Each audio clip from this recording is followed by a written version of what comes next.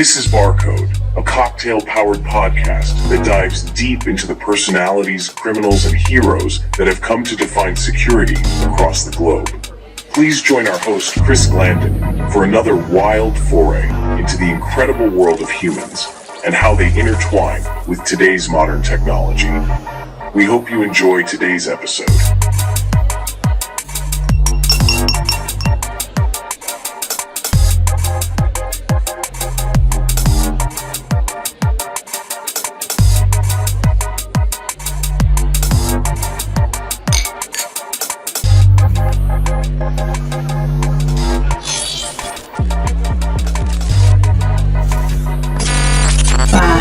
Four, three, two, one. Activate.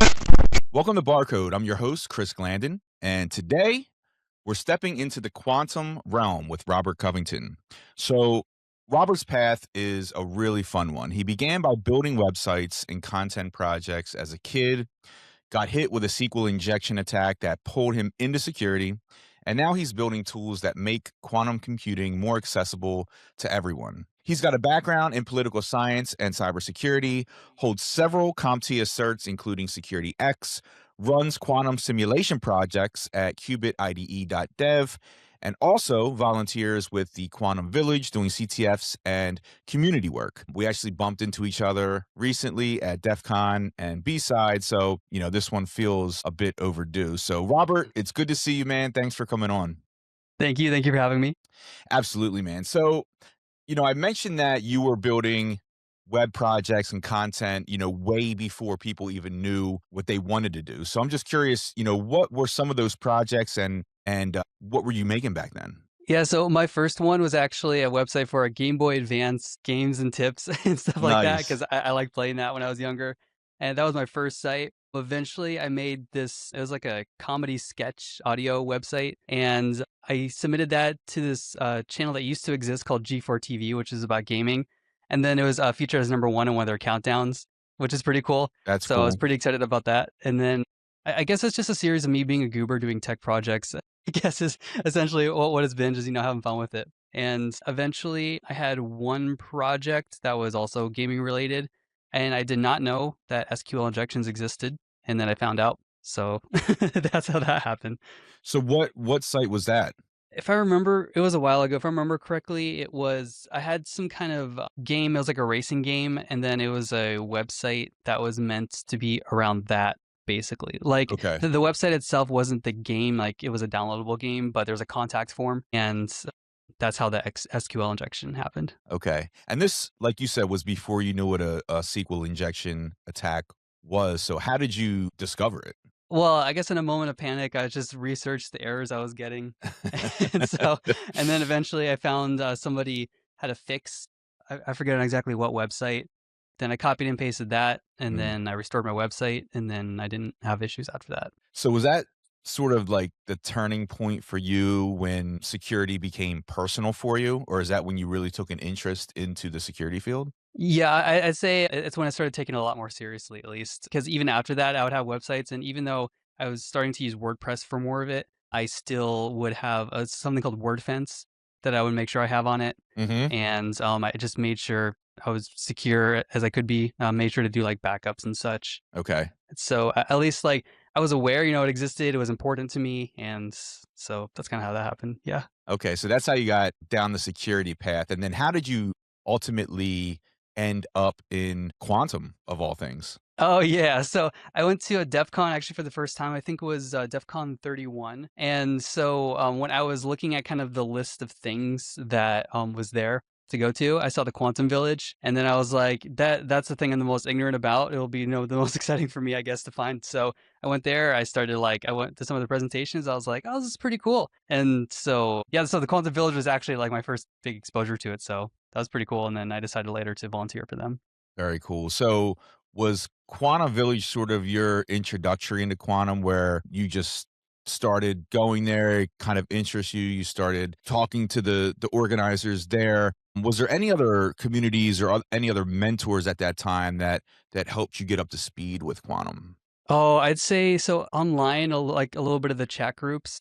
helped some, and trying to like explore as much as I could, like just different aspects of it. And I was Mhm. finding it interesting. So I was just kind of going down various rabbit holes, essentially. Yeah. That's kind of how that worked out. You'll definitely go down the quantum rabbit hole. Yeah, there's a lot. If you start down, it's like, there's no turning back. But yeah, let's get into quantum a little bit because it's something that we do hear about insecurity in this industry, but it often feels, in a way, still a bit sci-fi. And when I was at B-Sides Delaware, I got to talk to you for a little bit. I had questions, but I really appreciated the way that you broke down some very complex topics that I had so that I could understand, at least from, a big picture standpoint. So, I'd love to know, how do you typically explain quantum computing to someone who's completely new to it? Do you break it down in a digestible way so people that don't understand can grasp it? Or I guess, how would you approach someone who has little to no understanding of quantum computing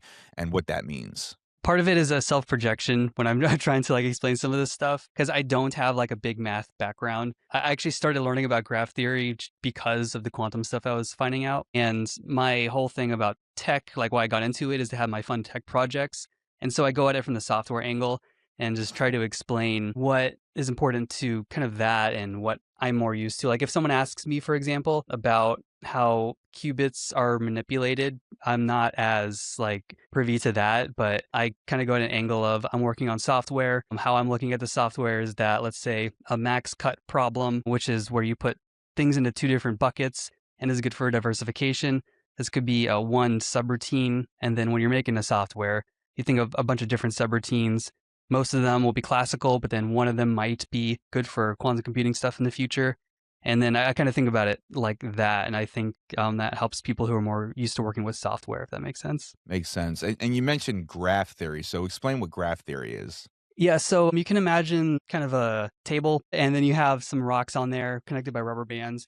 Graph theory is like the way to study the different connections those rocks and rubber bands can have to each other. I guess is a long story short. And so there are, in quantum computing, like I was saying earlier, I try to look at problems, part of it because it's easier for me in my head, that are like one node to one qubit. And so you can think of the qubit a little bit like one of those rocks. And then this is, in this sense, trying to connect these qubits to do different stuff, if that makes sense. Yep, makes sense. And I know this is still very high level, but just break down what a qubit is. Okay, so Because again, some of the audience here may not be familiar with any of these terms, so I just want to make sure that we're talking at least a higher level, and then we'll get into a little bit more, but just as we're defining some of the terminology so we all understand. Right. So qubit, as far as I know, is short for quantum bit. And so in computing, you have like bits, and that can be usually either like a 1 or a 0. And then you can think about when you have the qubits, you do some manipulation to them and then read them. And then it kind of measures like if it could be a 1 or a 0 at that point, rather than like how I think it in my head is like instead of a for sure 1 or 0, like you're doing stuff and then like it might be a 1 or a 0 at that point, but then you still get a reading. Yes, if that helps. Yeah, so it's not definitive 1 or 0. It could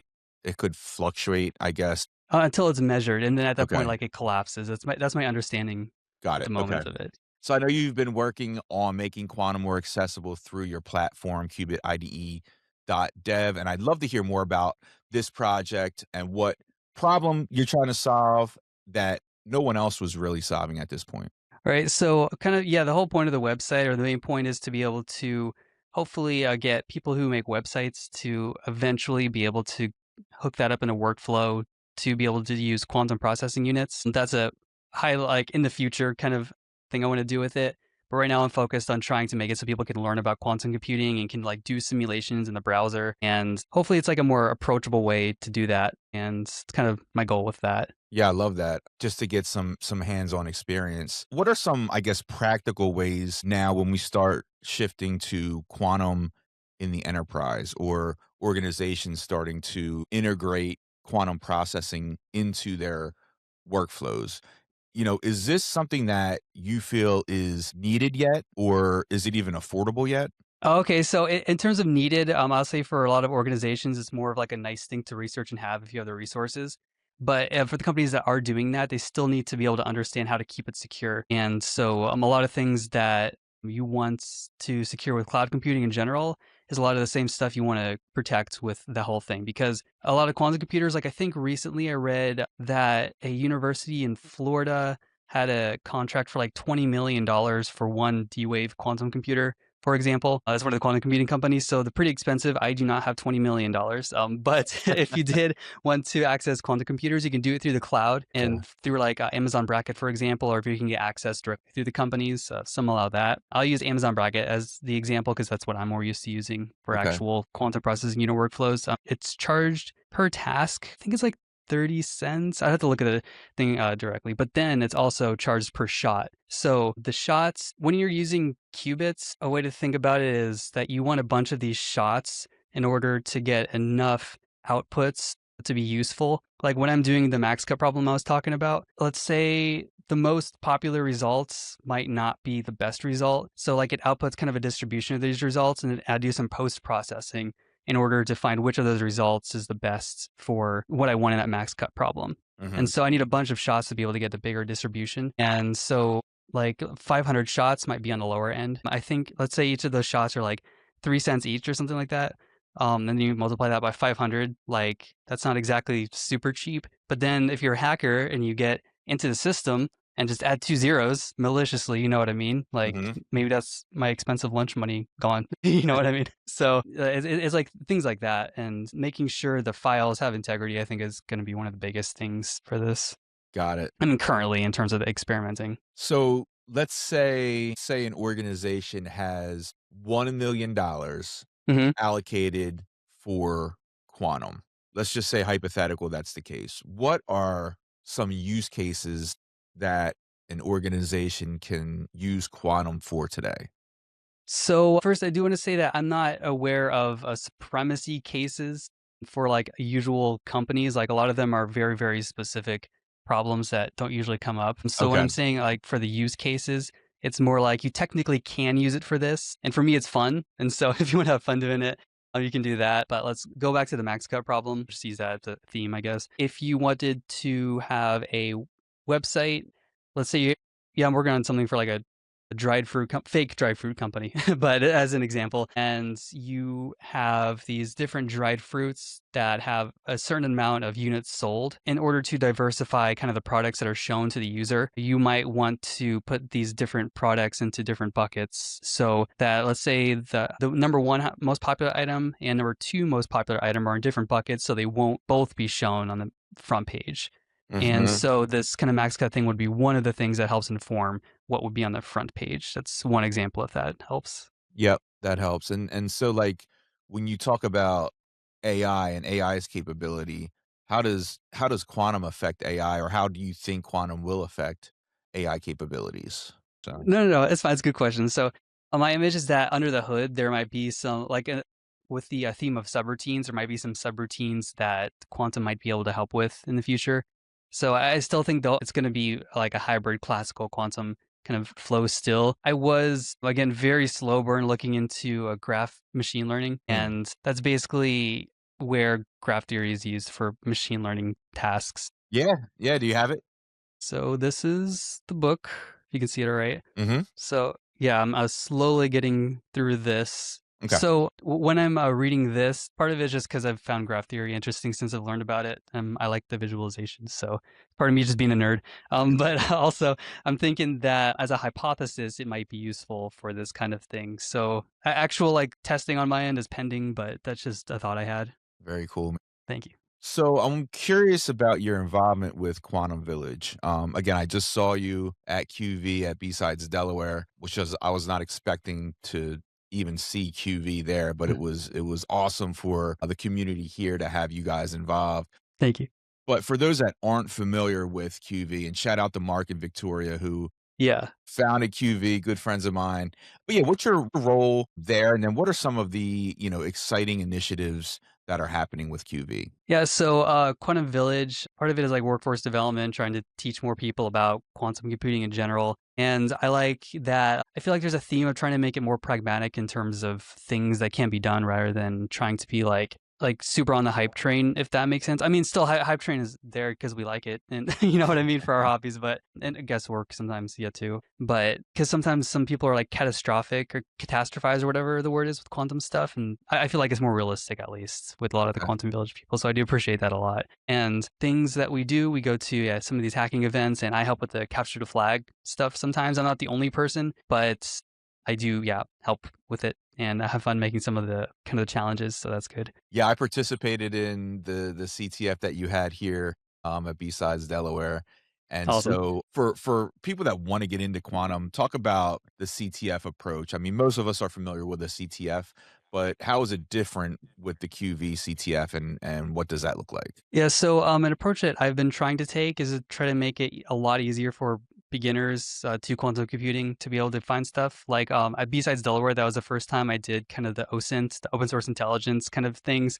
And that was really well received, so that was awesome. So basically in the OSINT things, there are different things like a job description, and they're all quantum themes, so you can learn about some of the quantum industry as you're reading them. For example, what the name of a simulator might be that could be useful for a job, things like that. And there are some more challenging things that can be done, but I was focusing more on the kind of the relatively easier Yeah, things. Yeah. yeah. Um, you mentioned jobs, so are you seeing a lot more job opportunities involving quantum computing? So in terms of a general trend of being up or down, I'm not sure. I Yeah, will say that I've seen like a lot of investment going into it, which is pretty cool. There a lot of I'd say a good amount of the quantum computing companies that weren't previously a part of a bigger public company like IBM or Microsoft, they did a lot of SPACs, and so they're listed on the stock market, and that got some more money coming in. So a lot of them like do have jobs, and you don't exactly like. My image is you don't have to directly know, like, be a super quantum expert to do a lot of them. I mean, as much as you can learn is good, but like, there's still going to be roles like sales, marketing, mhm, and like community building and support, that kind of thing, where you don't exactly need to know how to like manipulate a qubit. There's an organization, at least for the USA, I think called QEDC, if I remember correctly, and they do, I think, have like a job posting thing for the industry generally, at least USA centric, but okay. yeah. So I talk to a lot of people that want to get involved in learning quantum computing. If you're not at a university or if you're not involved with a research firm that you can learn from, just for anyone who wants to go online and learn from home, are there any tools that they have available to them? Yeah. So I'll say it's good to know some of the mathematical like underpinnings. I'd say you don't have to get like, I mean, it's good to get deeper into the physics, I guess, long term, but like knowing linear algebra, for example, is an important thing. I'd say there's this book, I think I linked it to you, but I forgot the name off the top of my head. That's like an introduction to quantum computing math or something like that. That's useful to know. But then on top of that, IBM has some good resources online that are free. So I recommend that. And also one of I'd say my favorite simulator, quantum simulator is called Penny Lane, for Python simulators at least.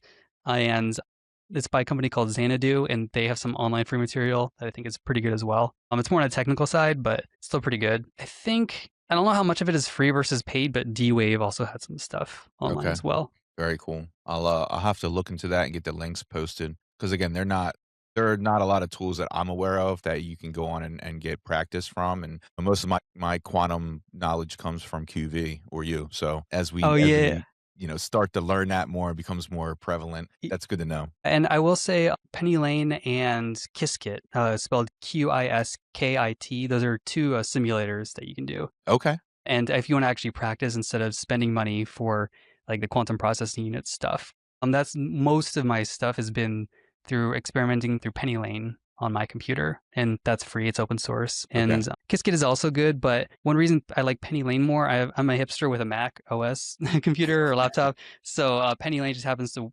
play better with my computer, I feel like. And between Qiskit 1 and Qiskit 2, like there were enough, as far as I know, like I guess breaking changes between the two versions. So like if you're looking for help online, then there will be a lot of things that helped with Qiskit 1 that might not help with Qiskit 2. And it was Mhm. just easier for me to use Penny Lane. That was the last time I used both last year, so things might have updated since then. And I still generally have a positive image of IBM Qiskit. It's just like if you were to ask me which is my favorite, I'd choose that one, Penny Lane. So Okay, good to know. So I guess as security professionals, we are concerned with Q day. And I assume Q day is, if I'm describing it right, is when quantum sort of disrupts current encryption methods and being able to break current day encryption. So what can you say about that? Like how close do you feel like we are to that point in time? And then is there anything that we can do to get in front of it, if that's even possible? Yeah, good question. So I'll say that I'm not as deep into the cryptography stuff as some other people associated with the village. So I'll speak to just what I know. First, things like AES, like that kind of encryption, as far as I know, is supposed to be relatively safe from kind of the algorithms that are known for the post quantum cryptography issues that may arise. Then you want to look at things like things related to certificates, for example, like that kind of encryption stuff. And I think the biggest issue right now, because they've already like looked at different algorithms. I mean, I don't know if they'll be broken or not, but the business processes is Mm. like the biggest one. Like actually having something like a cryptographic bill of materials or even like a software bill of materials, so you even know what's in your company. Like how many companies have that? Like that, like so they even know what to protect. So I think like that's legitimately going to be the biggest issue regarding exactly when Q Day is going to happen. I don't know. I'm I'm giving you these told. questions that nobody knows, so don't I feel know. bad. No, it's fine. No, it's a good question. Like I hear some people are positing that it might happen next decade, but my my opinion is I have no idea. But Yeah. that that it's good to prepare anyways and try to apply them. Like I think doing it now, like why not? You know what I mean? Mhm. Like I think that's an important thing to do because it's going to take so long within so many companies. Even I'm thinking like I think SSL 3.5, like with that one, it supports post quantum cryptography, but I forget the exact percentages. But there's some kind of study put out there, or something like a study that a lot of companies still are not even using like a relatively secure version of TLS or that kind of thing. So just a lot of people keep using old stuff, and it's because I mean it might break their current tech stack or like the stuff they're working on, So just making sure the business processes are there, I think, is the number one issue Mm. to all this. Yeah, it'll be interesting in addition to breaking encryption, what other adversarial attacks will be leveraging quantum. Like that's something that we don't really have a view into yet because there's still that element of unknown that we don't know what's going to be capable. We're not going to be sure how scalable, how affordable these things are. So, but it'll be interesting. I mean, we're seeing now how AI has changed both offensive and defensive techniques. And so I'm curious to see how quantum's going to do the same thing. Yeah, and I think a lot of the issues will still be along like classical computing related issues. Like for example, there was a CVE that was scored like 9.8 regarding something called a .qpy file, Hmm. which if you're using Qiskit, it's like a kind of pickling file essentially, and people could just, if I remember correctly, like arbitrarily run stuff. Sorry, I realized this has been going down more and more. Oh, you're fine. I can still hear you fine.